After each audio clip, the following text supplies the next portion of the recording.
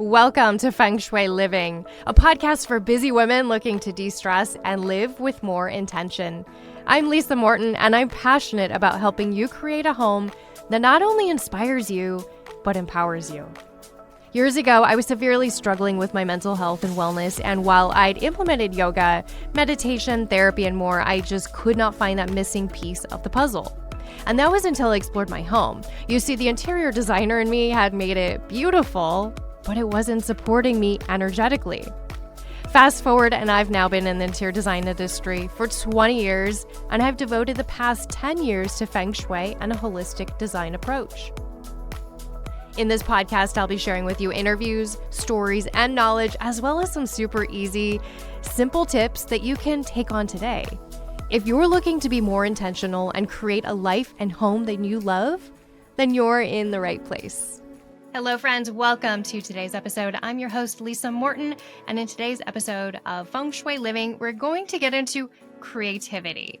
Now, I know people who are very creative, and then I know people who are very analytical, and it feels sometimes like those people that lean a little more analytical, they love their crunching numbers and spreadsheets and all that they don't feel like they sometimes can be creative, or they need to be pushed and almost allowed to be a creative.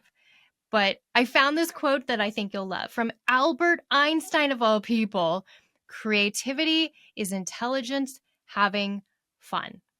I don't care how smart, how brilliant you are, how analytical you are, everyone needs to have a little fun once in a while.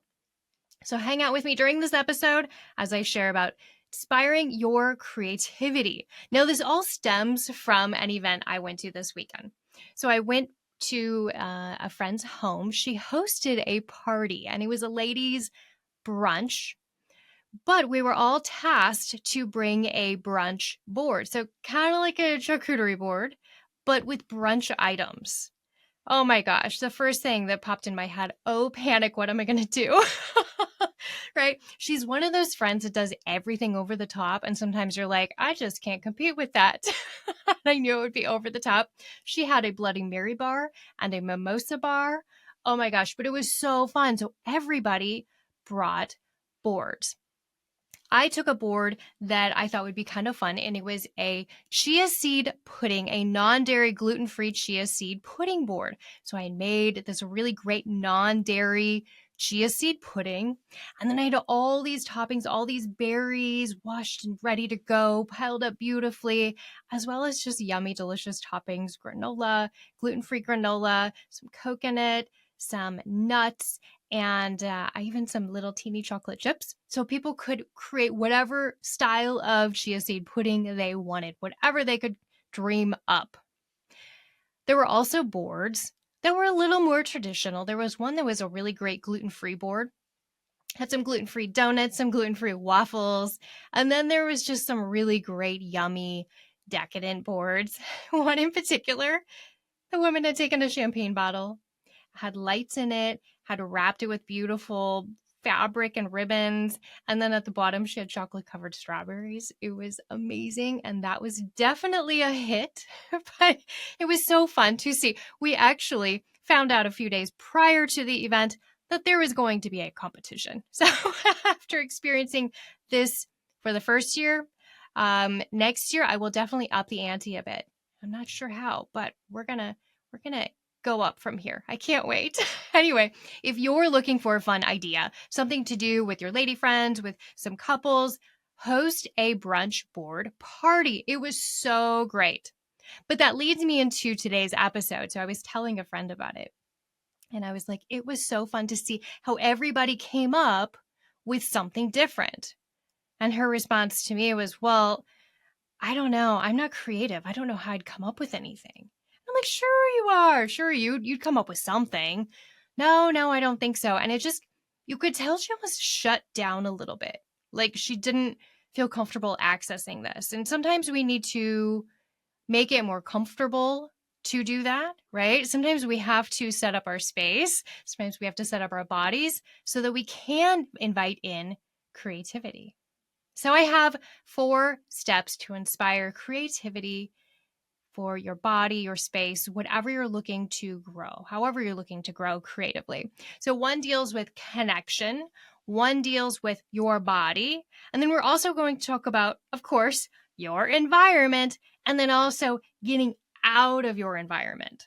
So let's dive into these 4 steps to inspiring creativity. And number 1 is probably not surprising. Number 1 is nature. Now, we know getting out into nature brings us a sense of grounding and centering, and we get connected to the earth. But especially during winter months, during cold months, or maybe during extremely hot months, we might not get out as much as we can. I have a friend that I used to complain about the winter to. And she finally told me once, she's like, Lisa, there is no such thing as being too cold in the winter. You are just ill prepared. Okay, so I made an effort after that to start buying warmer boots, warmer gloves, really put the hat on that's really warm and cozy, just to really be mindful of preparing my body so I can get outside and I can get warm. And now one of my favorite things to do with my husband in the winter is we will bundle all up on a Sunday afternoon, and then we'll go out back into the woods behind our home and we'll go hiking. It's beautiful. It's peaceful. It's calming. The snow is glittering. The sun might be shining down and it's crisp and it feels so amazing. These walks always inspire creativity. But maybe it's a beautiful day and you just want to go outside. Go outside, find a tree, sit up against it. I know you're going to feel weird. That's okay. Sit up against the tree. Take some deep breaths. You can sit in silence. You can close your eyes. I love to close my eyes and listen. What do you hear? Now be open. And you may even want to take a little journal and a pen so you can take notes. One of the most profound experiences I had was when I did a sort of vision quest. I was in Sedona on top of a mountain sitting in the Red Rocks, and it was sunset. And I had the most beautiful writing. I journaled, I wrote down what I felt, what I saw, images I saw in the Red Rocks. It was magnificent. So be open. What do you hear? What do you see? What do you smell? Are you ready to take your passion for helping people to a whole new level? Join my Spring 2025 Feng Shui certification course. This journey kicks off in late March online with the online portion. Then we'll move into the immersive retreat experience held near my home in early May. It's beautiful and it's set in a nature-filled, peaceful, serene retreat space. This course is perfect if you're a coach looking to grow, whether you're a career, life, or health coach, if you're an interior designer, if you're a professional organizer, real estate professional, or just anyone who loves to really, truly help people. You will learn to master the art of Feng Shui and use it to create spaces that support well-being, also inspire success and joy. Don't miss this chance to elevate your skills and make a real impact. Visit elevatedlivingschool.com for more info and to reserve your spot. Another way to access connection to nature is to walk and pick up a leaf. Maybe pick up a acorn that's on the ground or something. Just walk. When you see something directly in front of your path, know that that is what you're meant to pick up. Pick it up and take a look. Look down at it. What patterns are there in this leaf? What kind of texture? Do you see, if you know when you were a kid and you'd look up at the clouds and you'd see a Smurf or a whale or whatever, I want you to take that on now. If you could see something, you know how people used to see Jesus in their toast, kind of like that, but I want you to look and see, can you see any shapes, any patterns, anything that maybe inspires you somehow? And I know you're going to feel weird. That's okay. Who cares?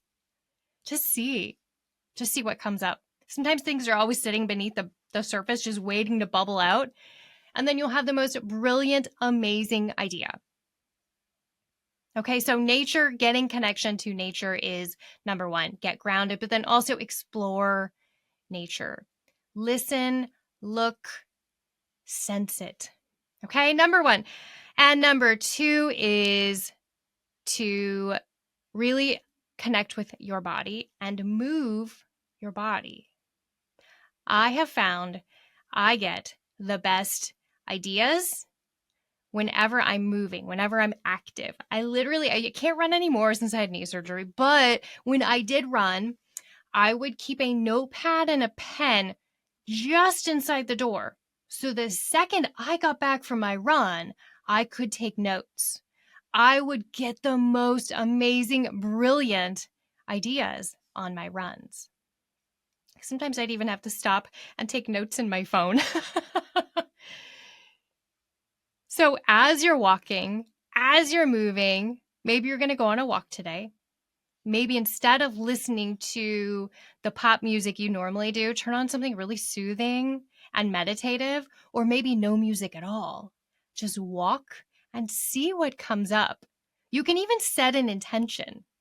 Say, on this walk, I'm going to allow my creativity to flow and let whatever inspiration I need come to me. And just see, maybe you'll see a kid riding their bike and it will inspire something in you. You don't know. My husband yesterday came home from a run and he said, honey, I have the most amazing business idea. And he wanted to talk through it. Okay, that's great. He's that analytical type guy. That's how he's creative, but that's okay. Let your mind wander. Let your mind just flit around as you're on your walk, as you're on a jog, on a bike ride. Maybe it's a casual stroll down your street with your dog. That's okay. But move your body and see what comes up. It helps when you're stuck. So we talked about our body, and next we, of course, have to talk about our environment since it's the Feng Shui Living podcast. Our environment can really help us move forward creatively if we're stuck. I know I use Feng Shui to my benefit all the time in my office. I use the 5 elements all the time. I would love to use blue as it is a water element and inspires creativity and fluidity. It inspires you to just kind of go with the flow and let go a little bit, right? Will help with inspiration. So bring the color of blues or blacks into your environment, into your office, into your studio, into your wherever you create art. Maybe you're writing. Bring some blue and black colors into your space. If you don't care for blue and blacks, then I want you to look for watery patterns. Maybe artwork with some sort of watery pattern. In my office, I have a beautiful painting of these blue flowers, but it's a watercolor. So for me, that actually is a wood element and a water element combined to inspire growth of that creativity. So it doesn't have to be an actual image. It can be a watery feeling. Maybe a pillow, a throw pillow with a watery pattern on it. Maybe a wallpaper with a watery, wavy, loosey-goosey kind of pattern. Okay, that is definitely going to help you. Also, any actual type of water element. If you have an art studio, bring in a small tabletop fountain. Hearing that trickling of the water will definitely inspire you to grow and just expand and dream, daydream. So that is your environment. Your environment is so important. Okay. Use the water element to your benefit. There's also an exact area of the home following the Bagua map that connects to creativity. So if you want to dig into that deeper, if you want to really explore creativity, then let me know. I do offer a free 15-minute discovery call over on my website. You can reserve your spot today. Head over there to sign up for my free 15-minute discovery call and we'll go deeper. Okay, so we talked about your environment, and now we need to talk about getting out of your own space. Sometimes we're in our own way. We have everything set up just so that we need to go somewhere else. We're so used to seeing everything the way it's laid out. We need to get out of our environment and go to a completely different space. Maybe that's nature, but here's my favorite. I love to go to an art gallery or an art museum. I recently popped into our local art museum here where I live and saw the brand new Dale Chihuly glass piece they had just inside the foyer. It's beautiful. Go check out a new piece of art, a new exhibit at the museum. Or pop into a local art gallery, see what's new. See what the artists have brought in, maybe since the last time you've been there. Maybe you haven't been there since summer and they've redone the entire gallery. You can explore the different types of art, different mediums. See what there is. Look at the colors, look at the textures. Again, maybe take your journal and take notes. There's nothing wrong with sitting down for 5 minutes in the gallery and taking some notes, some journaling. You know, I love journaling. Stop and write if anything comes up. And also, if you don't have a journal and a pen, you can take notes in your phone. I'm always doing that. I have a whole, oh my gosh, pages and pages of notes in my phone because I will be out on a walk and I have to save things. You can harness your own creativity. You are creative. Sometimes, again, you just need to get out of your own way. A book that actually really inspired me to explore this further was Big Magic by, I'm drawing a blank. Elizabeth Gilbert. There we go. By Elizabeth Gilbert. She wrote Eat, Pray, Love. A lot of people read that book. She goes to Italy. She goes to all over and lives in, she's in India for a while and Indonesia. And it's just a really great book. But then she followed up a few years later with Big Magic. And it's all about finding these moments of inspiration and really harnessing them. That's a really great read. If you haven't read it, add that to your last minute Christmas list if possible, or just pick it up and gift it to yourself just because you want to inspire creativity. Friends, I hope you felt a little inspired by this episode. Again, we want you to find connection. Number 2 is connect to your body and move. That movement is powerful. Number 3 is address your environment. Look around. How can you bring in the watery element to inspire creativity? And then number 4 is get the heck out of your environment. Go somewhere else, because sometimes we need to go to those really creative spaces where these amazing minds have come up with these beautiful artistic paintings and drawings and sculptures. That will surely help you. And I'll leave you with the quote one more time from Albert Einstein: creativity is intelligence having fun. So most of all, have fun.